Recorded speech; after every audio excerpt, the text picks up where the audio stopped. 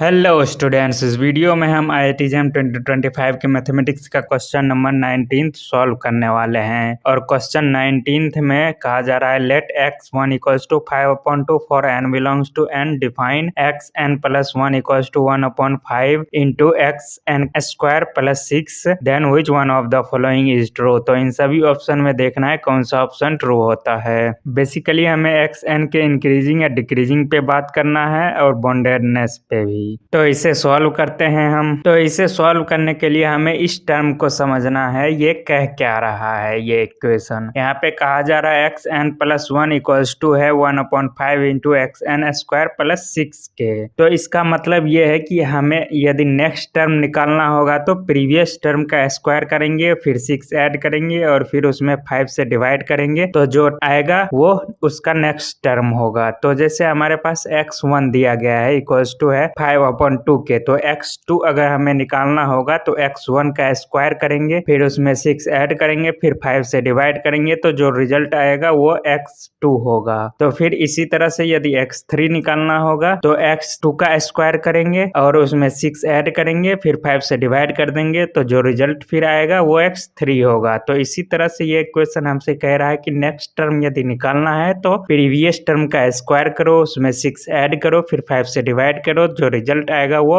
उसका next term होगा। तो हमें कुछ टर्म ही निकाल के उसे ऑब्जर्व करना है कि वो डिक्रीज कर रहा है या इंक्रीज कर रहा है, और वहीं से बॉन्डेडनेस का भी पता चल जाएगा। तो यही करते हैं, टर्म ही ऑब्जर्व करते हैं। तो हमारे पास x1 दिया गया 5/2, इसे डेसिमल में हम लिख लेंगे तो इस तरह से आ जाएगा x1 इक्वल्स टू 2.5। तो अब हमें x2 निकालना है तो प्रीवियस टर्म x1 होगा, तो x1 का स्क्वायर करेंगे, मतलब 2.5 का स्क्वायर करेंगे, फिर जो रिजल्ट आएगा उसमें 6 ऐड करेंगे, फिर जो रिजल्ट आएगा उसमें 5 से डिवाइड कर देंगे, तो अब जो लास्ट में रिजल्ट आएगा वो x2 होगा। तो यही करते हैं, 2.5 का स्क्वायर करते हैं तो ये आएगा हमारे पास 6.25, फिर इसमें हम 6 ऐड करेंगे तो ये आ जाएगा 12.25, और फिर हम 12.25 में 5 से डिवाइड करेंगे, फिर आ जाएगा हमारे पास 2.45। तो ये जो अब लास्ट में रिजल्ट आया 2.45, ये x2 है। तो x2 इक्वल्स टू आ गया 2.45। अब x3 निकाल लेंगे। x3 के लिए फिर से वही 3-4 स्टेप जो है वही रिपीट करेंगे, x2 का स्क्वायर करेंगे तो ये आ जाएगा हमारे पास 6.0025, फिर इसमें हम 6 ऐड करेंगे तो ये आ जाएगा 12.0025, फिर हम 12.0025 में 5 से डिवाइड करेंगे तो ये आ जाएगा हमारे पास 2.4005। तो ये जो आया लास्ट में रिजल्ट ये x3 आ गया अब हमारे पास। तो x3 इक्वल्स टू हो जाएगा 2.4005। इसी तरह से अब हम x4 भी निकाल सकते हैं, उसका प्रीवियस टर्म हो जाएगा x3, तो x3 का स्क्वायर करेंगे तो 2.4005 का स्क्वायर हो जाएगा, तो ये आएगा हमारे पास 5.7624 अप्रॉक्स, और फिर इसमें हम 6 ऐड करेंगे तो ये आ जाएगा हमारे पास 11.7624 अप्रॉक्स, फिर इसमें हम 5 से डिवाइड करेंगे तो ये आ जाएगा हमारे पास 2.3524। तो ये जो आया है 2.3524, ये अब x4 आ गया हमारे पास, एंड सो ऑन। इसी तरह से हम अगला टर्म भी निकाल सकते हैं। तो अब हम यही जो 3-4 टर्म निकालने हैं इसी को अब ऑब्जर्व करना है, ये इंक्रीज कर रहा है या डिक्रीज कर रहा है। तो हम यहाँ पे साफ साफ देख सकते हैं 2.5 से स्टार्ट हो रहा है और डिक्रीज करता जा रहा है, फिर आया 2.45, फिर आया 2.4 के अप्रॉक्स, फिर 2.35 के अप्रॉक्स आया, और इस तरह से डिक्रीज करता जा रहा है। तो हमारा सीक्वेंस एक्शन जो बनेगा वो डिक्रीजिंग सीक्वेंस होगा। तो ये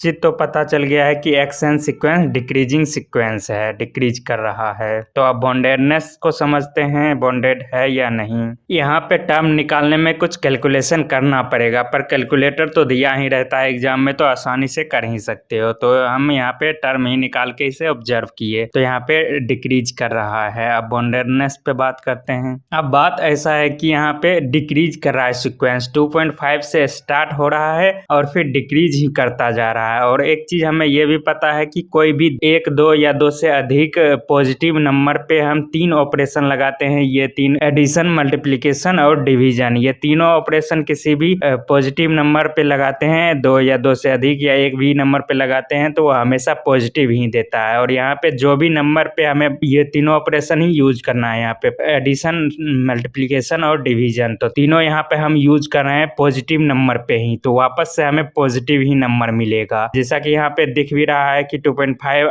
है पहले, फिर 2.45 आया, फिर 2.4 के अप्रोक्स आया, इस तरह से हमें पॉजिटिव नंबर ही मिल रहा है। और फिर आगे भी जो भी प्रोसेस करेंगे, नेक्स्ट टर्म निकालेंगे, उसमें भी हम पॉजिटिव नंबर का ही स्क्वायर करते हैं, फिर पॉजिटिव नंबर ही ऐड करते हैं, फिर पॉजिटिव नंबर से ही डिवाइड करते हैं, तो हमेशा पॉजिटिव नंबर ही मिलता रहेगा। और सीक्वेंस यहाँ पे डिक्रीज कर रहा है, तो यह डिक्रीज करते करते बहुत तो जीरो तक जा सकता है, उससे तो छोटा तो होगा नहीं, निगेटिव में तो कभी आएगा ही नहीं, क्योंकि यहाँ पे पॉजिटिव नंबर पे ही 2-3 ऑपरेशन जो लगा रहे हैं वो लगा रहे हैं और पॉजिटिव नंबर ही वापस से हमें मिलेगा। तो बहुत डिक्रीज करते करते जीरो तक जाएगा, जीरो से तो छोटा होगा ही नहीं, तो यह भी बॉन्डेड सीक्वेंस आएगा। 2.5 से स्टार्ट हो रहा है और घटते घटते बहुत तो हो सकता है जीरो तक जाए, जीरो से छोटा तो कभी नहीं आएगा। तो ये सीक्वेंस बॉन्डेड है, डिक्रीज कर रहा है और बॉन्डेड भी है। तो ये किस ऑप्शन में दिया गया है? Xn is decreasing sequence and xn is bonded, तो ये ऑप्शन डी में है, तो ऑप्शन डी हमारा सही हो जाएगा और बाकी सभी ऑप्शन गलत हो जाएगा। तो इस तरह से कुछ टर्म को ऑब्जर्व करके इस क्वेश्चन को सॉल्व कर सकते हो। तो अब मिलता हूँ अगले वीडियो में बहुत जल्द।